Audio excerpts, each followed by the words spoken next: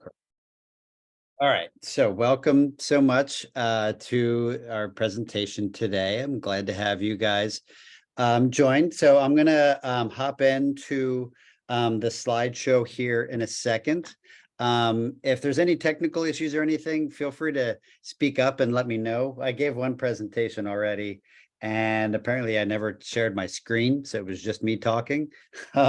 So if there's any technical issues, speak up.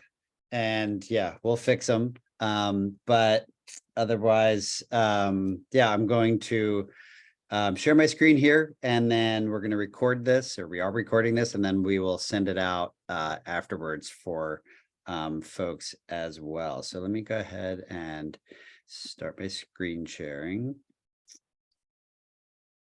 There we go. All right. Joining. So this is a presentation that I gave recently at the International Sea Turtle Symposium. Can people see the slideshow? Let me just confirm that real quick. Yep, it's perfect. Great, thank you.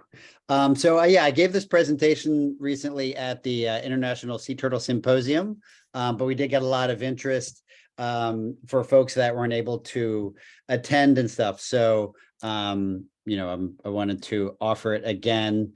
So this is part of a program that we're running that we're calling the Hatchery, which is a new thing, kind of an experiment that we're running, where we are doing sort of an incubator for new ideas and projects in sea turtle research and conservation.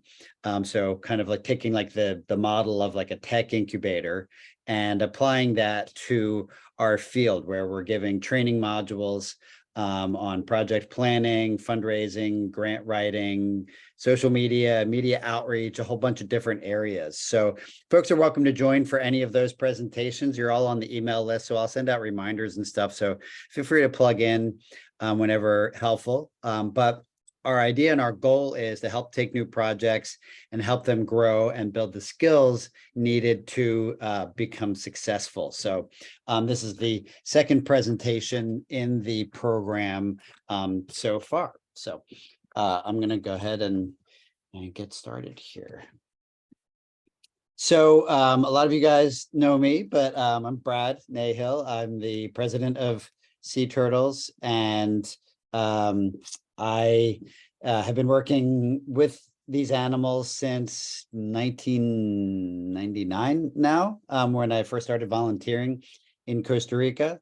I've been running Sea Turtles, the organization, for the past 15 years. This is our 15th anniversary, which we're really excited about.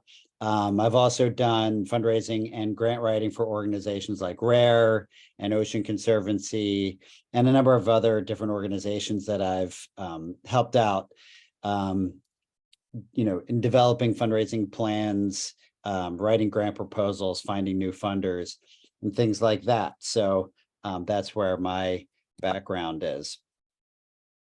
So the presentation, I'm going to cover a couple of different things. I'm going to cover fairly briefly a number of different types of funders that are out there that you should think about as you're trying to plan for fundraising, different areas where you can try to tap into.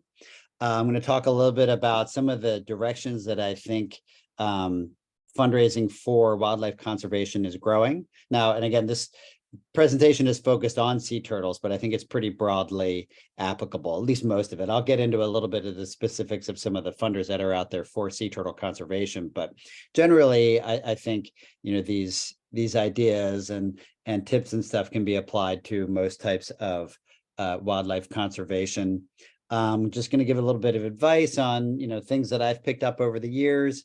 I'll talk a little bit about some funders, and then I'll end with some great resources that you can use to help find new funders and learn some of the skills that you need to be a successful fundraiser. So there's a bunch of different types of donors. This is definitely not an exhaustive list, but these are kind of the main areas where, if you're a fundraiser, these are these are the kinds of areas that you want to tap into. The most common one, individual fundraising. Now, this is probably the biggest area of funding for most organizations. It has not been the biggest area for ours, for Sea Turtles, although it's something that we're focusing on a lot and growing. Getting individual fund donations can be pretty challenging. You need a pretty good sized network. You have to have good communication skills. It's a lot of work, although there are ways to automate things that are involved with individual fundraising, like the thank you letters and the donation confirmation letters and things that are used to for people who want to have the tax benefits of donating to a nonprofit. But it can be quite a bit of work dealing with individuals. But one of the best things about individual donations is it can provide kind of the baseline funding that you need just to be able to operate your organization. For every nonprofit, has a whole bunch of different costs that are involved in running it. We have to pay to to register the organization. We have to pay for a whole bunch of different kinds of software for the donation processing, for a number of different things. And having a good base of individuals that donate can help cover those costs, so that when you go out and raise funds for specific projects and things like that, that you're able to at least make sure that everybody's getting paid, all the bills are paid and everything. But, individuals do require a lot of work, because you want to be building relationships with as many of these people as possible. And if you have hundreds or thousands of individual donors, that can be really challenging. But, it is the area that most organizations start with and are able to have some success with off the bat, while you're building your programs to be able to go out and get some of the bigger grants and things like that. Private foundations are another major way. What a private foundation is, it's a rich person who wants to get some tax benefits of giving their money away. So they'll create a structure, a foundation, where they can give that money away. And now these can really vary from, giant foundations like the Packard Foundation, for example, or the Walton Foundation, which are, from the Hewlett Packard and the Walmart families. Those folks put money into these private foundations, and they build out a whole staff and offices and everything. And it's a very sort of bureaucratic process where they have specific ways that you can apply to them. But that can also mean, some folks have like a little, might have, some money, not like billions like the Waltons, but, significant money that they put into it, and then it's just their family and they make the decisions, and it's much less formal. Yeah, there is a pretty limited number of foundations that are out there. This is not an area where I see a ton of growth happening. But if you're able to get in with a foundation or a couple of foundations, that those regular grants, larger grants, can be really transformational in helping your organization grow. But getting in the door of a foundation can be really, really challenging, at least initially. So it's something that you don't want to focus on or rely on in the short term getting things started, but should be part of the longer term growth plan. Corporate sponsors is the area that our organization has had the most success with. We've really been able to tap into what corporations are looking for when they support a nonprofit. So some of the things that we focus on, our Billion Baby Turtles program, where, it's these adorable little hatchlings, and we're able to really get to a specific result per donation. So a lot of you guys have heard this, but this program, for every dollar that's donated to our Billion Baby Turtles program, on average, we can save 10 hatchlings. And now that's more than 50 nesting beaches around the world that's averaged across. So every single project has a different amount that it takes for them to save a hatchling. But that really allows a company to be very concrete in its marketing to their customers. If they sell a t-shirt and they donate $1, they can say, all right, we're helping to save 10 baby sea turtles. And that's, I think, has been really the biggest key for our corporate fundraising. Now, corporate fundraising can have a number of pitfalls. Of course, there's a lot of companies that are out there that are doing stuff that's not great for sea turtles and wildlife and the planet in general. So you want to be careful, and you want to really think about how what kind of companies that you want to work with. What are the implications of taking that money, not just for your organization, but for broader efforts to do things like fighting climate change, improving fisheries, and stuff like that. But yeah, I think our success in corporate fundraising is because you really try to think about things from their perspective, and we put together packages. And I can send this information out later and send an example. But we put together packages of sponsorship at different levels, where, for $1,000, they'll be in a good spot on our website. They'll get some mention in our social media. But if you go up to 10,000 or even 100,000, we go a lot further in terms of promoting their products to our network of social media, email lists.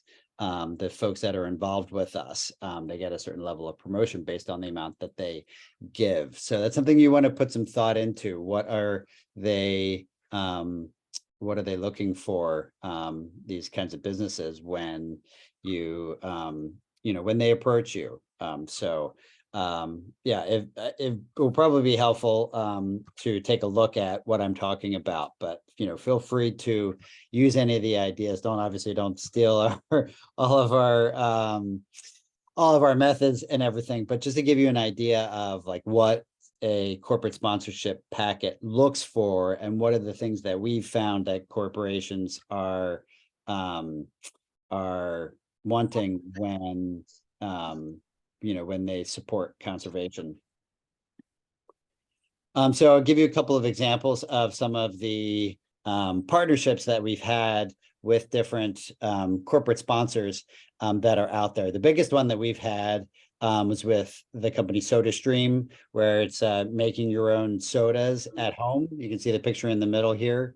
Those of you who are my age will probably recognize David Hasselhoff. Those of you who are younger might not. He was the Baywatch guy before Zac Efron and The Rock, if you're not familiar with him, but a very popular TV star in the 80s, and also apparently a very popular singer in Europe, which is hilarious. But SodaStream approached us, and they wanted to support sea turtle conservation efforts, and kind of promote they're sort of a plastic alternative. So you make soda at home, you don't need to go out and buy a bottle of soda at the store. And so they're reducing plastic use. So plastic and the ocean has been a big part of their branding. And so they approached us to save 1 million sea turtle hatchlings. And so we supported 20 different programs around the world with the funding that they gave us. They made a whole commercial of him running down the beach and saving a baby turtle from a plastic cup on the beach. It was quite funny, but these are examples of what is called cause marketing. So companies talking about how great they are because of the causes that they support.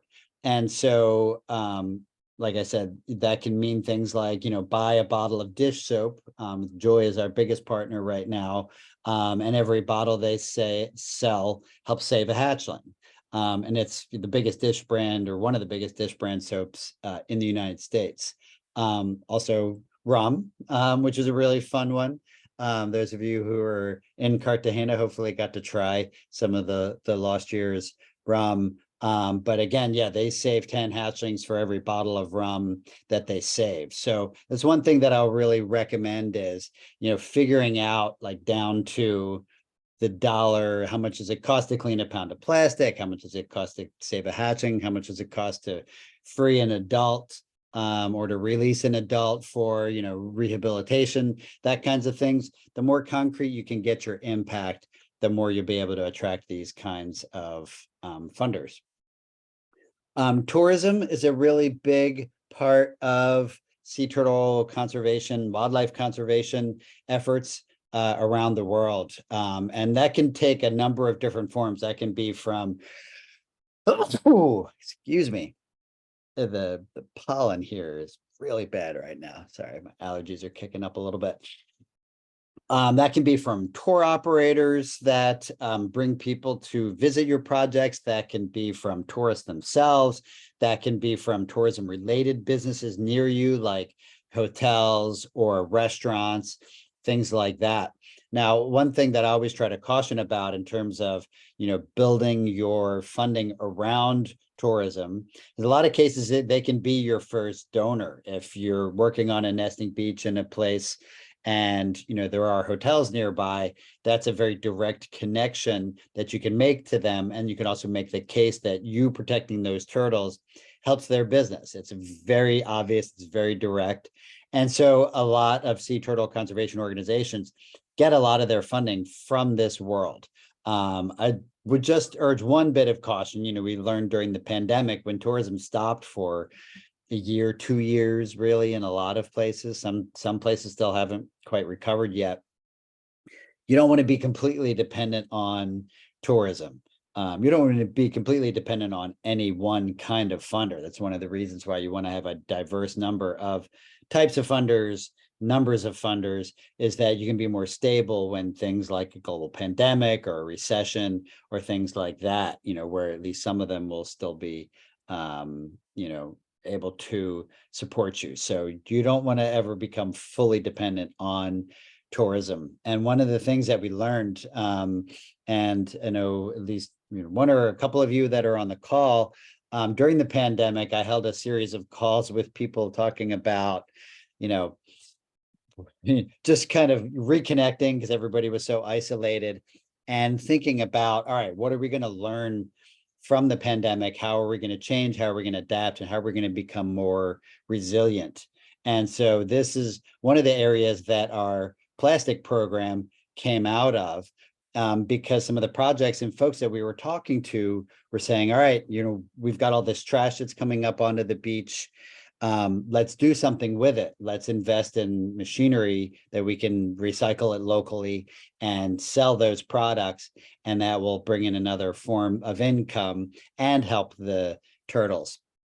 And so that's part of where our program, or Sea Turtles in Plastic program, came from, is where we want to help projects on the ground and be able to take advantage of the resources that are have, even if it's, plastic waste, washing up on your beach. But in a lot of the same ways that you can try to tap into the marketing aspects of the corporate and business fundraising, tourism businesses are liking the same things. They all like visibility. So if you can offer things like logos on your materials, banners, things that they can share in their hotels, things that can also help get the word out about you. I think for us, it's one of the bigger reasons that why we've grown a pretty good social media following and stuff, because these businesses that we work with will promote us and help us reach a much bigger audience. We're kind of tapping into the marketing budgets of these big businesses, because we have basically no marketing budget ourselves. And so, if you can come up with stickers or postcards that you can print cheaply and make part of a funding package for a tourism business, it might help you bring in more visitors, more donations and things yourselves, and help you diversify a little bit. Schools, I think schools are a bit of a underutilized type of source of funding that I think our community hasn't tapped into as much as it could. What we try to do is offer kids ways to school classes. I say kids, but generally it's like classes in schools around the US, is we developed this program where we're not only helping educate the kids about sea turtles in ways that they can help them, but then we go to our sponsors and say, hey, can you donate some products for us? So we get some chocolate, we get some kids cereal. I'll talk about the cereal thing that we do here in a minute. And so they donate prizes. And so the classes that raise the most money get prize packs. And we include stickers and postcards and fun little stuff as well. And so we're able to raise around $5,000 a year from this program. But, we also find that there's a lot of like individual kids that, fall in love with turtles and want to do something to help, and their parents usually help them, but they'll make a lemonade stand or a bake sale, or they'll collect recycling. So for those of you outside the US, here in the US, some places like where I live in Oregon, you can get 5 cents or 10 cents for bringing like a plastic bottle or an aluminum can, things like that. You can redeem them and get that money. Some will do that, and so they're helping to reduce waste and raise funds. So we get kids that donate stuff to us, and we usually develop like a little packet. We have like a little certificate for them, and again, stickers and postcards and fun stuff, kids like activity books, things like that we give to kids as a thank you. So this is one area where I would say, if you're not looking at this, think about it. And now I know outside of the US, there's not a ton of schools that would have kids that would really, be able to ask for donations and raise money. Although one thing that I would suggest thinking about is, thinking about some of like the private schools and the international schools, things like that, in the wealthier areas of where you come from. That might be something that teachers there would be interested in. You can offer, I can come to the class for a presentation or give an online presentation, kind of give the teacher something as an incentive, again, to try to get their kids excited about this. Offer visits to your project, little like easy volunteer stuff. Engaging with schools is, can be a really good way to raise funds. Government agencies, there's a number of government agencies out there that will provide funding. Now, what I've found is this is the biggest pain in the ass fundraising in the world of sea turtles, because they require the most intense applications. They require, in a lot of cases, the most intense reporting. You have to really have everything, you have to make sure you're set up correctly. You have all the permits, you have all the registration, you're following all the rules, because if you don't do any of those things, they'll probably just cut you off right there. So this can be a source of really important and really big amounts of funding. But, we're seeing in a lot of places, funding is getting cut back from governments, as they look for things in their budgets to try to reduce. I know, for example, Mexico has cut the funding that the government has provided for sea turtle research and conservation dramatically, like almost completely. So there are still US and other international government agencies. The Global Environment Facility will provide some funding. The United Nations Development Program has some funding that they give for the US government. There's a US AID, Agency for International Development, that provides funding. But I would say if you're a new organization, you're just getting started, wait on these until you have everything, really, really well, running well, and have a bit of an established program and are able to make some of those communications. Another thing that's different about this type of funder than all the other ones that I've talked about so far, in most cases, the folks that you're going to be applying to are experts in this field. Now, there's a few private foundations that focus on sea turtles that have staff that have an idea of what it's like to protect these animals and everything, but most of them are supporting wildlife conservation in general and are not experts on any particular animal. Corporations are not going to know anything about sea turtles. Little kids are not going to know anything about sea turtles. but a government, someone who works for a government agency, like the U.S. Fish and Wildlife Service, for example, Earl Posser previously, Anne Marie Laritz, and now they know their stuff. And so your applications better be perfect for folks like that. You need to get into a much deeper level of detail of what you're doing to be able to get this type of funding. So I don't want to discourage folks from doing it, but I guess it's most time consuming and complicated area that I've had to deal with. And I've basically stopped, and except for an occasional U.S. Fish and Wildlife proposal. So moving into some of the trends and opportunities that are out there for sea turtle conservation. There's a couple of areas that I think have some really tremendous potential that I'll dive into. The first one is, and I'm not even sure if this is an actual word, I think it is, gamification is a trend that we're seeing in our society where everything is being turned into a game. Where it's a way to engage people, it's a way to get people to stay engaged for longer.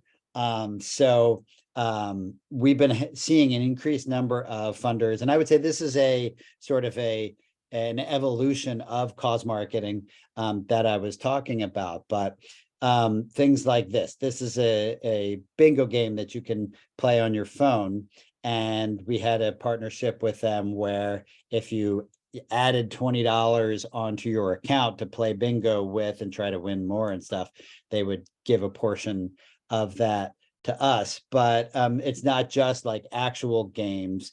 We've worked with a bank, a virtual bank, an online bank in the UK, where when you pay a bill online, they would donate a few pennies to us or to reforestation or things like that. And so it's about getting people to do what some call like micro actions, very easy little things like paying your bills, like reaching a different level of a game that you might be playing, things like that. And then they can say, all right, you reached level 50 of this game, of this app, of whatever, we're going to clean a pound of plastic from the ocean.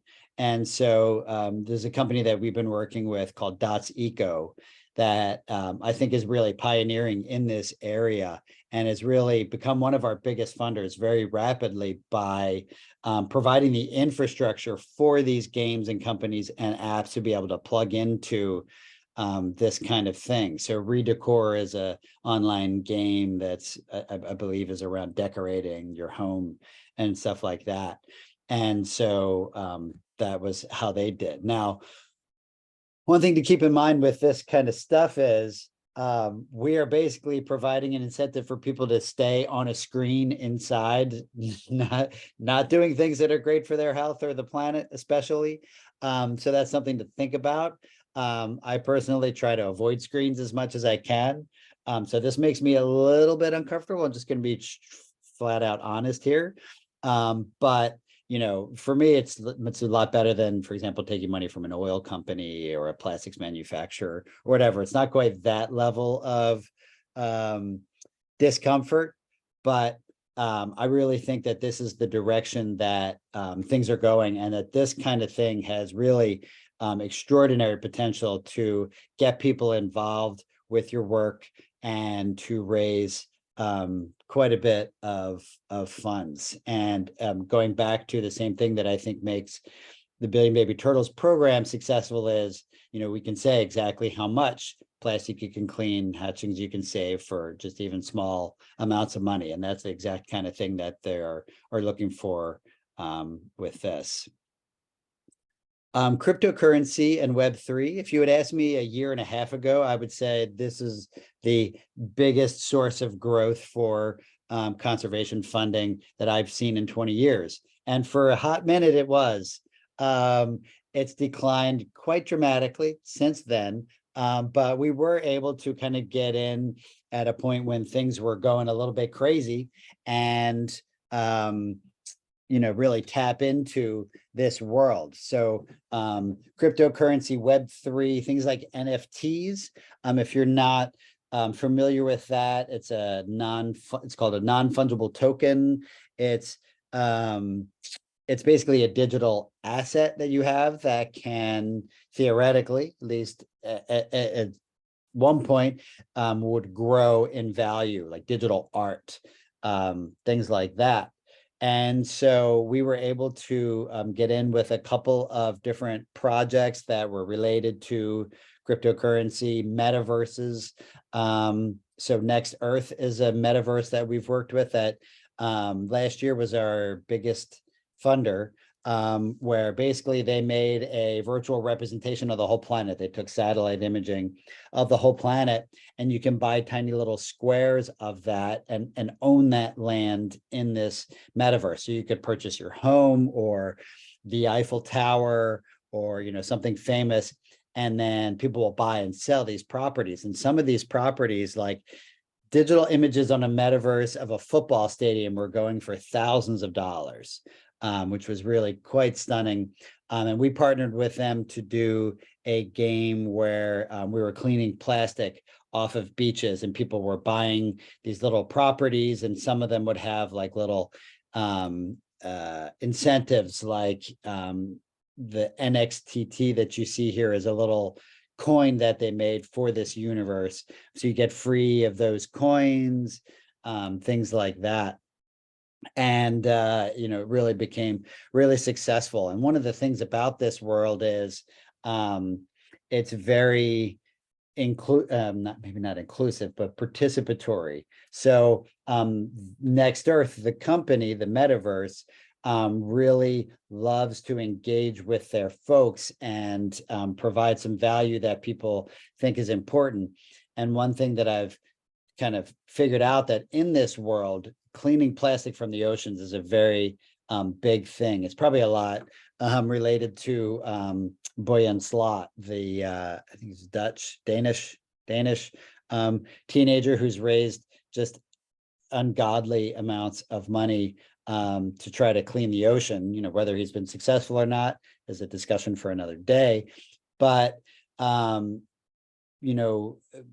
that issue has become very important in this world. So a lot of these projects, when they want to establish some credibility, want to be able to show that they're supporting these kinds of issues and provide ways for the people that are participating in these communities to develop and to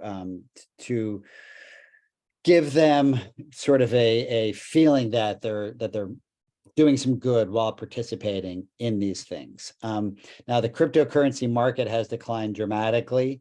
I think in the long term, cryptocurrency is a thing that's going to be around for a long time. It needs more regulation.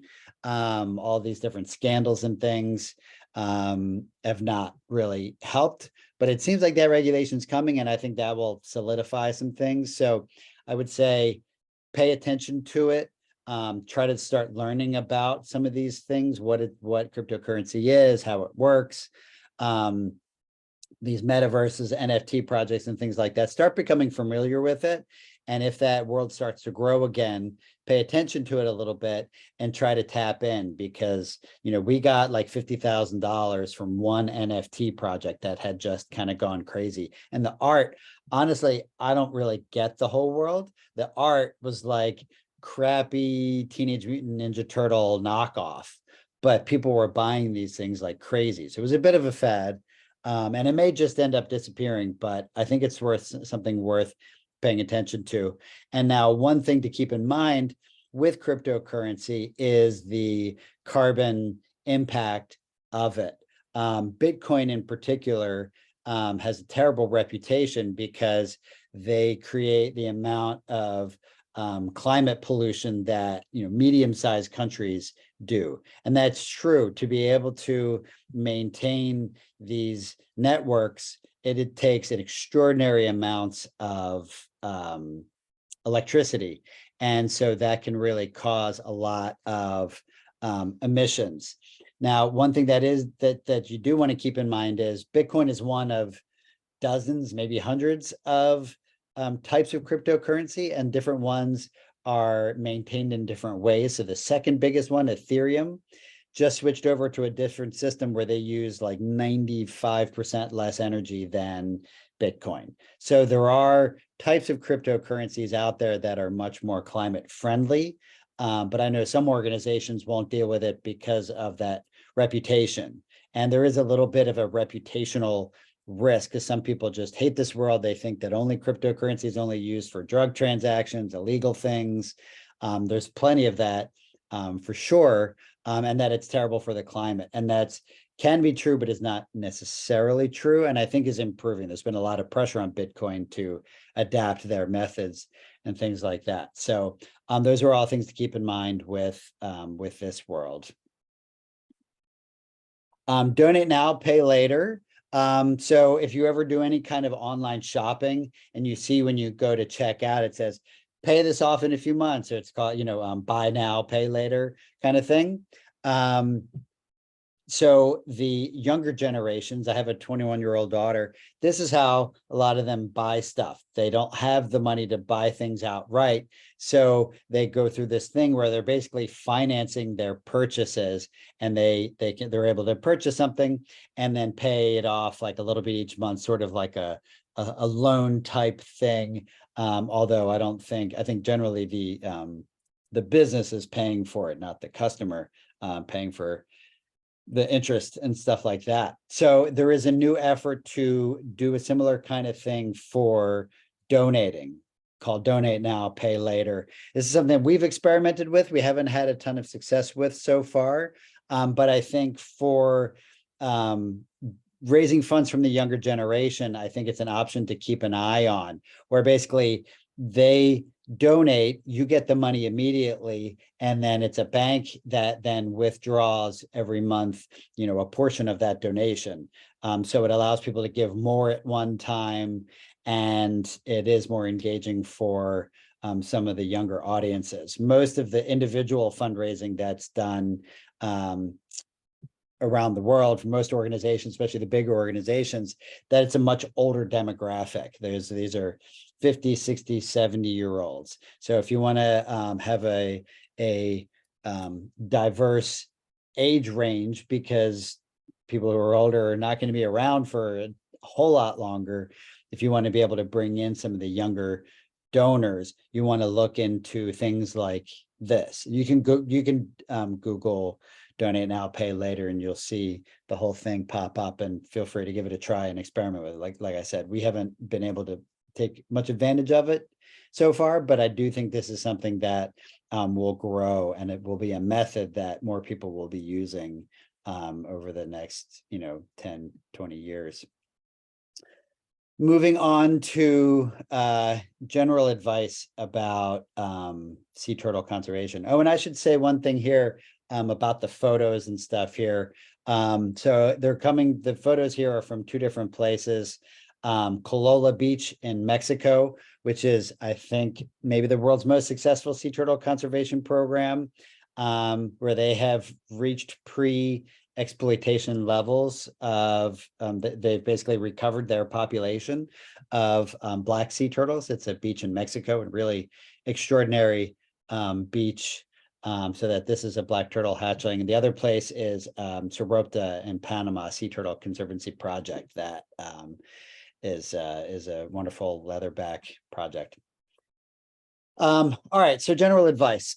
I think it's really, really important to develop a really strong, tight description of what your organization is. Humans are we transmit information, we transmit our learning from generation to generation through stories. We pay attention to stories, we remember stories, we feel emotions from stories.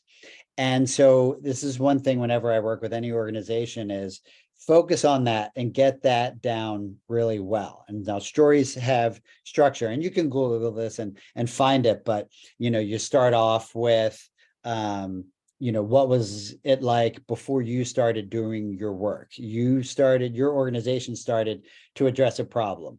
What was that problem? What did it look like? What was the conflict that was happening, or what was the threat that was very intense? How did the organization come together to address this? You want to include what things that you've done and what sort of resolution. Now, you may not have completely solved your problem like they did in Kalola, and have things be recovered. But you want to kind of build that emotion and build that connection with whoever reads it. Now, any type of donor that you go out to, you're going to want to get the story in front of, whether it's an individual, a foundation, a business.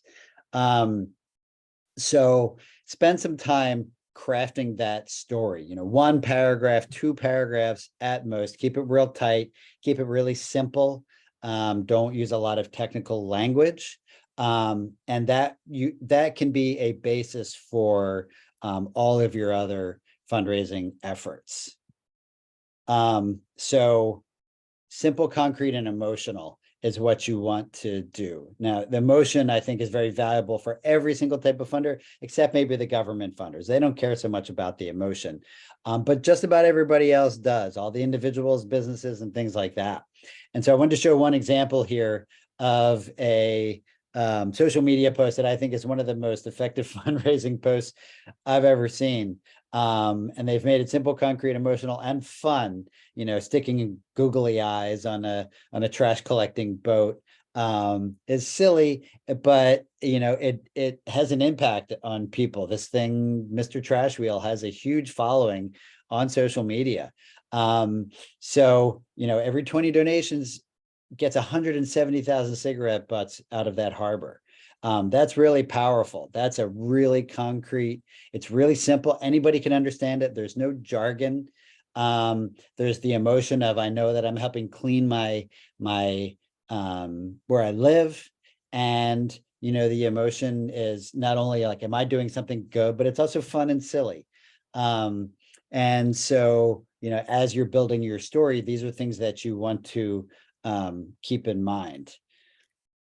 And so for those folks that are on the call too, I always like to offer this is, if you want feedback on your story, feel free to email it to me. I'll give my email here at the end. Feel free to send it to me and I'll give you some feedback. But, I would spend some real time and, share it among people, share it among your staff and your board, and even with some donors, and get some feedback on it, because I think it's a really important thing. I've already talked about Billion Baby Turtles a little bit, but that's one of the things that we try to tap into, the emotion of the hatchling, of the concrete aspect of it. Again, it's really simple to understand. If you hear the dog, she's ready to go outside, but she's gonna wait. So yeah, one hatchling, $1 saves 10 of these hatchlings, is really an engaging program, and is something that we think that the sea turtle conservation can really try to tap into. Is those hatchlings are a real great way to establish connection, an emotional connection with your donors. Developing personal relationships is a really important and valuable thing in fundraising, especially for the individual aspect of things, and even with the businesses and the foundations that you support. As much as we try to funders try to stay dispassionate and only evaluate things based on the actual results, the individual relationships with the people that we work with are important. And people give to people that they know, people give to those that they trust. So we think this is a really valuable thing. Wherever you can with any of your donors, you want to get to know them a little bit, try to meet with them in person if you can, try to understand where their priorities are, and help them to understand exactly what's this dog, Sorry, I'm gonna walk here and let the dog out. It's a really important way to fundraise. And, once you have a donor in the door, you really want to do everything that you can to keep them supporting you year after year. It's great to get a one-time donation, but if you really want to sustain your work over decades, you really need to have donors coming back year after year. And so having these relationships can really help with that. It's really hard to get in the door with some of these businesses and foundations and things like that. And so if you don't have a relationship with them, it's a lot easier for them to move on and stop funding you. So as much as possible, now it's really tough, online, everybody's still pretty isolated and everything. Your donors may be in different places, so it can be hard to do, but just think about ways that you can build those relationships, setting up calls, visiting people, hosting people, bringing people to visit you is a really valuable way as well if you have that kind of project. Related to that is keep in touch. You don't want to have someone come onto your website and donate, and then they don't hear from you again for another year until you go back to them.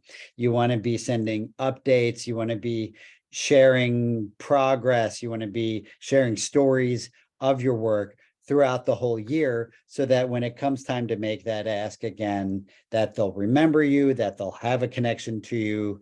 So you want to be sending out regular updates to all of your donors, individualize them as much as you can with some of the email software and stuff. You can, have it so that it inserts their first name in there. Those kinds of things can really help bring donors back year after year. It's a really, really valuable thing. So don't, definitely don't take their money and then disappear. And then show up again later with an ask, because that's not going to be very successful. Starting close to home, when I started Sea Turtles, the first thing we did was go to family members, friends, things like that. There's the ones that know you the best. They're the ones that trust you, that believe in you. For me, this is some of the hardest fundraising to do. Asking people that I know for money is not easy. But with a couple of initial donations from family members, friends, things like that, was able to help us kind of get off the ground, start establishing ourselves, start getting some results, so that we were able to then go out to bigger audiences and raise additional funds from people that we didn't know. So think about who your circle of friends and family are, who their circles of friends and family are, if they can make introductions, if they know people that are interested in this kind of work. I would say, definitely start there. Confidence and persistence is also important. This is my cat Tig. Those of you who have calls with me will be very used to the animals popping up from time to time. So yeah, confidence is a really hard thing to do, especially when early on in fundraising, but it really can be contagious. And so practice your pitch in front of other people, get it down to a simple, concrete, easy pitch that's that well, so that when you go into any of these meetings, that you can say it with confidence. Persistence is also important. I have a case study here that I'll talk about. So I mentioned cereal earlier. This is one of our biggest sponsors. Nature's Path is one of the biggest organic food companies in the US and in Canada. And they have a line of cereals for kids called EnviroKids. I first contacted them, advancing my slides. I first contacted them shortly after I started working with Sea Turtles, I think in 2000 and 2001. And the first response I got back was, we're not looking for any new partners, but thank you, blah, blah, blah. But they continued to grow and our organization continued to grow, and I kept in touch. And they opened it up at one point for new grantees, and I was able to get some funding with them. I went and visited them. They're in Vancouver, Canada, and got to know some of their staff. So they started funding us and funded us for several years. And I went up and I gave another presentation with them, and I pitched the idea of doing a turtle themed cereal. I even went to the lengths of like mocking up like a pretend one, so that they could see it and really plant that in their minds. And they were like, okay, yeah, maybe at some point, not right now. But I kept on with it, kept meeting with them, got funding from them almost every single year, and went up and visited them again. It's only a few hour drive from where I am in Portland, Oregon.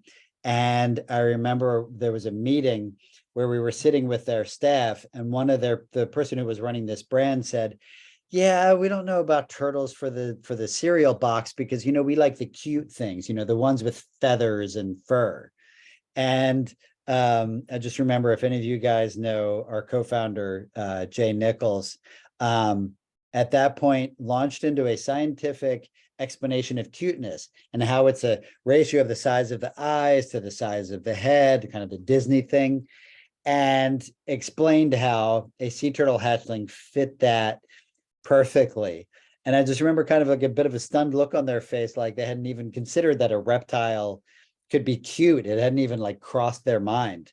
So they were like, okay. And so, but nothing happened from there. A few years later, we heard from them. They said, hey, we had an idea. We should do a cereal box with the turtles on it. And we're like, yeah, that's a great idea. I wonder where you came up with that. And so eventually it happened. It took more than 10 years of working with this company till it finally came around. But now we're on a box, and they actually have our logo on it, our website. And this really helps us reach a big audience. And it's very engaging, and they're very cute. I don't know what that person was thinking. They're no longer with the company, but is what I'm talking about in terms of being persistent. And one bit of advice that I got early on in my fundraising career that I think is valuable is don't take a no from someone who can't give you a yes. Just because the first email that you get back from a business or something says no, there are now ways to find out like who's the person who runs that brand, that giving program or whatever. You can maybe find them on LinkedIn. You can stay in touch with them. There's another of ways to do that. Sorry, just checking the chat here real quick. Growing a thick shell. So fundraising, if you're going to be a fundraiser, one thing that you got to learn is how to take a no without it driving you insane. So we use the turtle analogy of growing a thick shell because you're going to get a lot of no's, way more no's than yeses. But it's the yeses that come in that sustain you. And you will get some yeses. You just have to stick with it and don't let all the no's discourage you, and don't take it personally. There's so many projects that are out there and the funding is only so limited, and getting a no is not reflective of the work that you're doing. You're all doing great work. You're all doing great things. It just might not be that what you're doing is the best fit for what they're looking for. Every foundation, every business, every individual human has different priorities and different things that they want to try to support. So if yours doesn't fit in there perfectly, it's not a reflection on your work. But just to give you a little bit of an idea here, so we have a program called True Right Aware that focuses on the tortoiseshell trade. And we knew it was a good idea, and we knew that it was important work that needed to be done because the tortoiseshell trade is not ended, even though the international legal trade no longer is. But it took us almost 2 years to be able to find the funding to launch this program. And I knocked on every single door that I could find until we finally were able to get the funding that we needed. So this year, it doesn't matter what's on this slide, just know that all of these things are ones that said no. their businesses, their foundations, things like that. I sent out applications to all of these, and we did not get one of these funders. But I did stick with it, and eventually were able to find the funding that that we needed to launch the program. We stayed persistent with it, and we were able to find the ones who were a good fit for it. So that kind of ties into finding your niche, especially if you work with sea turtles. If you work on a nesting beach, you're not super unique. There's hundreds, if not thousands, of turtle nesting beaches around the world. So what makes what you're doing different? How endangered is the population, either locally, nationally, regionally, worldwide? How does it compare? What are the immediate threats that you're facing? What is your organization's capacity to address those threats? How much do you involve with, engage, and are managed by the local community? And I think very rightly, the world of conservation funding is moving in that direction. It should have been from the start. The history of sea turtle conservation is a lot of US and European-based researchers coming into communities in developing countries around the world and kind of throwing their weight around. And a lot of the international funders supported a lot, and still do, a lot of that. But in a lot of those cases, many, if not most of those cases, the needs and the priorities of the local communities were ignored, were marginalized. And so, that is a wrong that I think that the conservation community is finally starting to become aware of, and wanting to support more locally based work. So that's a way that you can establish your niche. Are you not only working to protect the turtles, are you also working to benefit the communities where those turtles are? And so, we have to figure out like where you fit in with this other world, and make the case of why your work that you're doing should be more of a priority for the funder, for the donor, than other programs. You really need to put some thought into that, into what makes you different and unique and special. Transparency is another thing that I think is becoming more and more important in a good way in this world. Is people, businesses, foundations, governments want to know what's being done with those funds that you're providing. And so that's part of keeping in touch. And that's part of coming up with very simple and easy to understand metrics of your success, of what you're able to accomplish. So as much as you can, let people know where those funds are going, what they're going to support.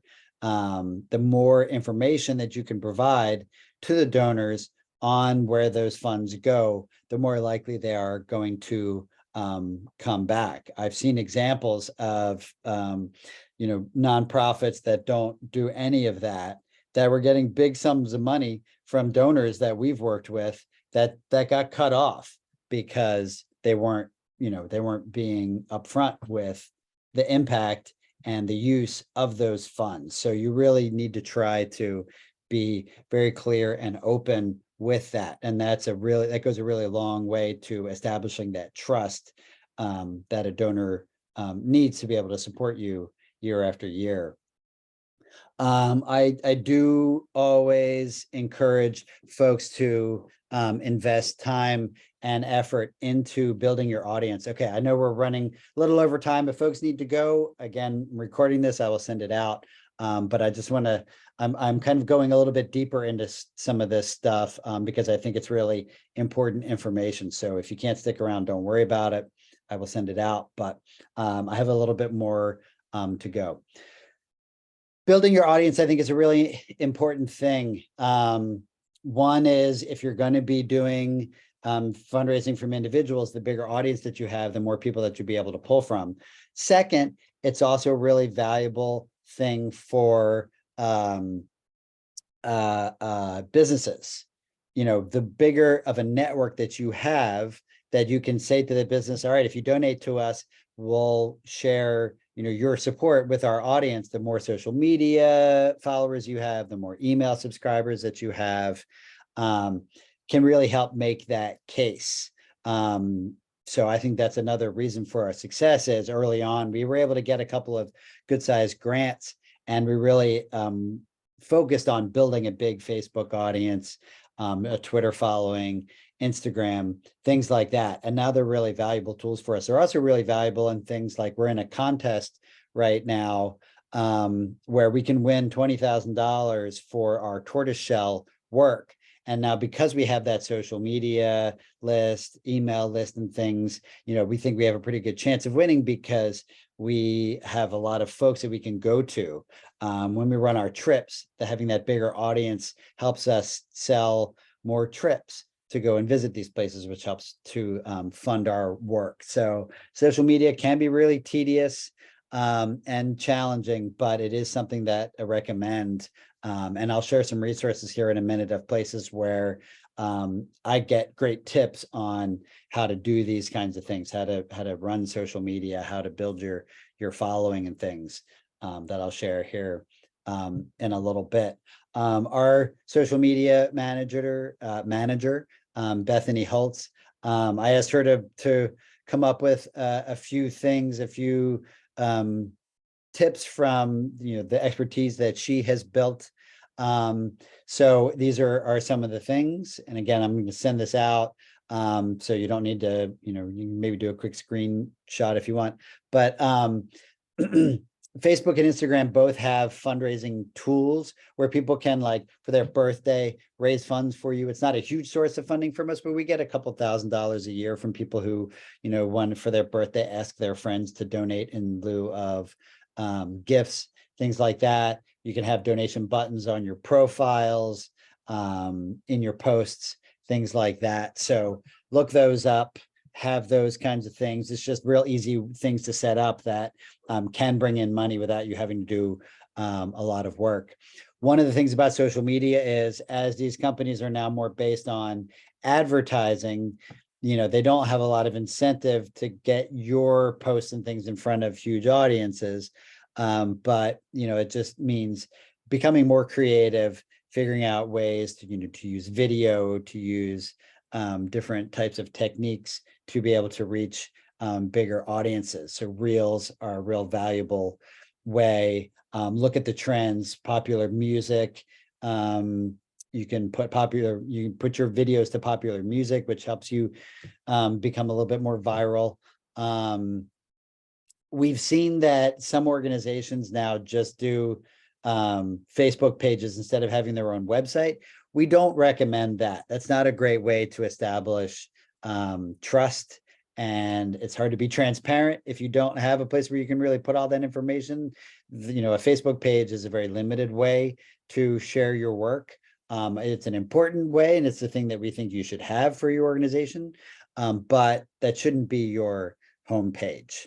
I was talking a little bit earlier about reaching younger audiences. So some of these, like things like TikTok, Instagram to a certain extent, but not as much now. But things like TikTok can be a really great way to reach those younger audiences if you're trying to diversify your fundraising mix.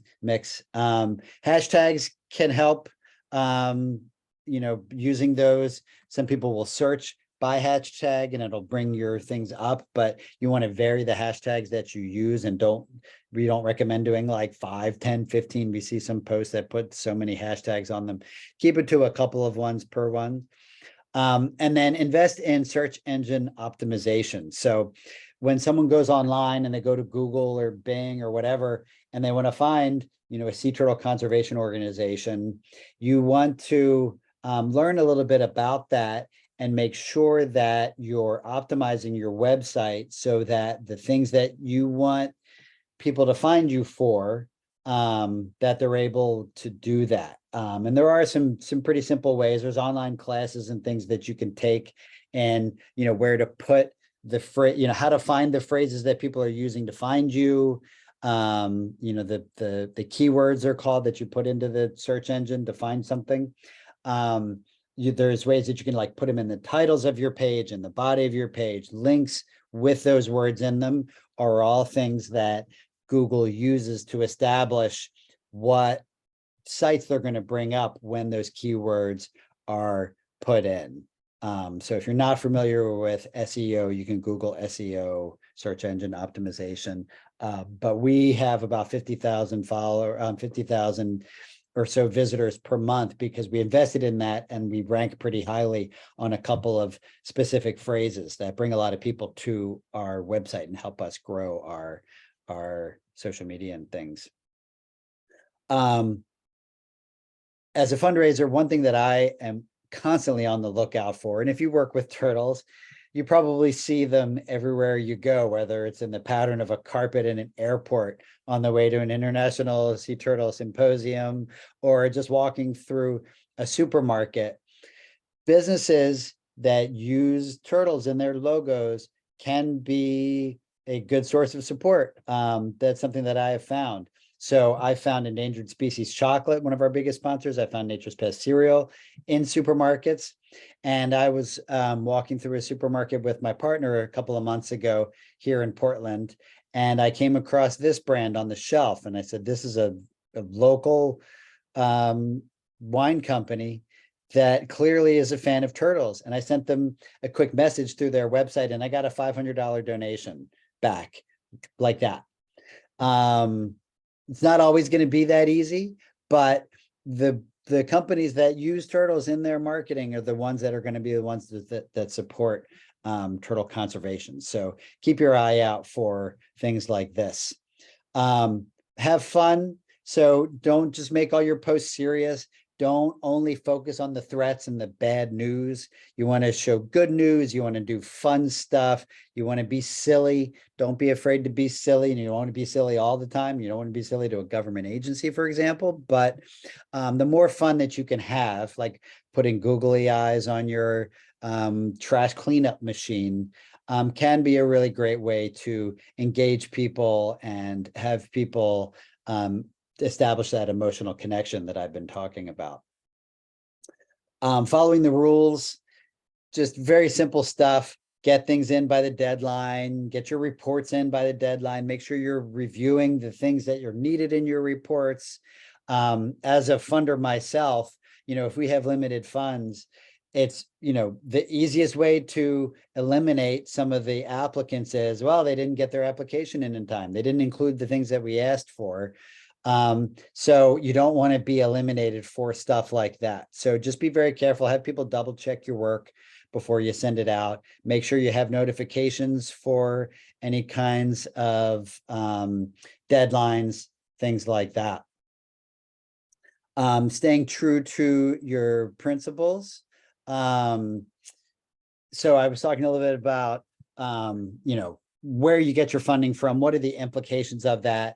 Greenwashing is a real thing. If you're not familiar with what that is, it's where companies will try to make themselves look more environmentally friendly than they really are by maybe giving a little bit of money to an organization, then spending a whole bunch of money promoting that little bit of money that they gave to the organization. So in some cases, in some ways, taking money from an oil company, a plastics manufacturer, might actually be helping them to continue doing the things that are affecting turtles and humans and other stuff. So, figure out what you're comfortable taking money from. And I don't judge, but, we don't take fossil fuel funding. We don't take plastic funding. We don't take cruise ship funding. So, we're pretty specific on who we'll take money from and who we won't. We won't take ones that have real direct impacts on sea turtles. Keep an eye out for fraud, especially as your brand and your organization becomes more well known. Sometimes companies will go out there and pretend like they're giving to you, but don't actually do. So this is an example of a company that did not give to us. It was a fraudulent company. They stole our logo and they said that they were going to give us money for every donation, and they didn't. And it took us a lot of time and effort. We paid to trademark our logo to prevent this kind of thing. So it's a waste of time, it's a waste of resources, but it is something that we're seeing happen. So you want to be Googling your name, your organization name every once in a while. Make sure there's nobody out there claiming to make donations that aren't. So wrapping up here, and I will send this list out to everybody afterwards, but these are a number of turtle specific funders that are out there that you can check out. The one that I would say be a little bit careful with, the PackSafe Turtle Fund, which you see has a couple of asterisks there. We've tried to get funding from them a couple of times, and they've promised and not delivered. They've been really challenging to work with. I don't recommend applying to them. It's not a company that really follows through on its promises, but they do have a turtle fund. It's a luggage company. They have a logo with a turtle. A couple of the ones to keep an eye on, there is some new big money that's coming in. And again, stay true to your principles, but some of that Amazon money is out there and they're starting to give it away. Bezos is starting to give little bits of it away. His ex-wife, Mackenzie Scott, is giving away a whole lot of it and has just recently started accepting applications. Previously, they were just contacting them on their own. So those links are there below, and they both do give to wildlife conservation, even if it's not their biggest priority, but they are giving some. So I'll send these out, but these are some of the kind of the standard ones to look for if you're just getting started. A few resources here before we wrap up. Nonprofit Tech for Good, I think, is a really great one in terms of online fundraising. They do all kinds of webinars on how to use social media, how to build your social media following, how to make sure your website is really easy for a donor. That you want to make someone coming to your website, you want to make it so easy for them, so simple. A big donate button, one click, you fill it out, you make the donation. Don't make people have to go through your website to find out how to do that. And so they provide some great resources on best practices for different types of fundraising online, things like that.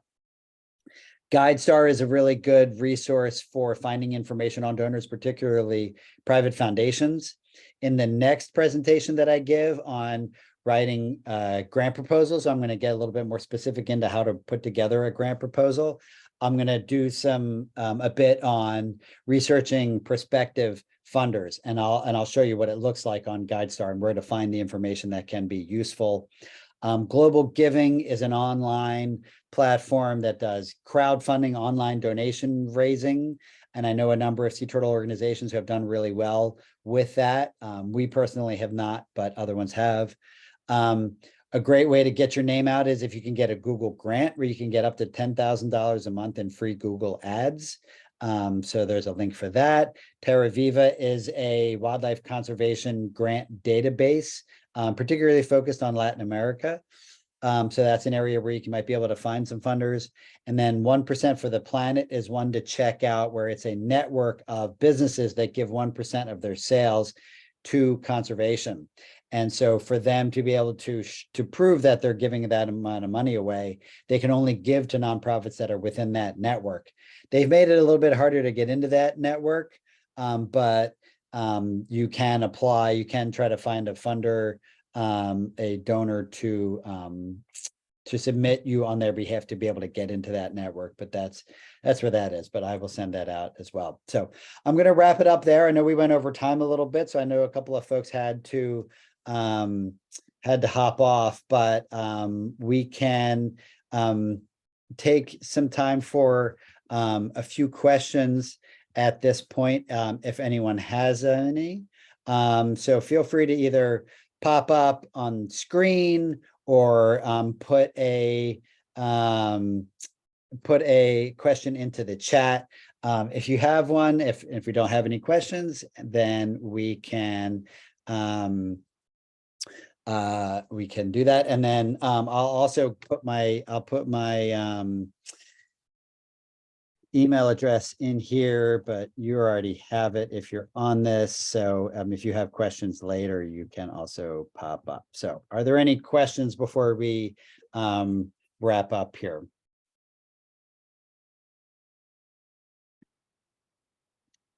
Going once, going twice. Okay. Hello, Brad. Yes. Hi, Timothy. How are Yes. you? This is Timothy. Hi, how are you? I came in a little bit late. Sorry. Oh, no I problem. came in like 10 minutes late, No, trying to fix things there. yeah, no problem at all. Do you have any questions? And like I said, I'll send out the recording, but yeah. Yeah, sure. I want to believe that you've been using a PowerPoint. That I would greatly appreciate if you send to our emails or to share with us. It will be a great resource for us. But Yes, that was a powerful presentation. I've learned a lot. great. It really opened up my mind, my eyes. I mean, great one. Wonderful. Well, thank you. I'm glad it was helpful. Yeah, I'll put the slides like we have in the shared drive that we have for the participants of the hatchery, and I'll send out a reminder and stuff, but I'll do that later today so that you can access them as well. And then I'll also put the recording in there too. Thank you. Thank you. Yeah, my pleasure. Any other questions before we wrap things up? Okay, great. So yeah, we only had a couple of people on within the hatchery, so we'll do the discussion another time. But let's wrap it up there. Thank you all for joining. And yeah, like I said, get in touch anytime with any questions. I'm always happy to help give some advice or help you develop your work. So thanks again for joining. Hope you have a great week, and yeah, stay in touch, and hopefully you can join us for our next presentation in a couple of weeks on writing grant proposals. So have a great day, everybody. Thank you, and I'll talk to you soon. Thank you. Yeah, Thank you. yeah, you're Thank you. welcome. All right, bye-bye. Bye bye.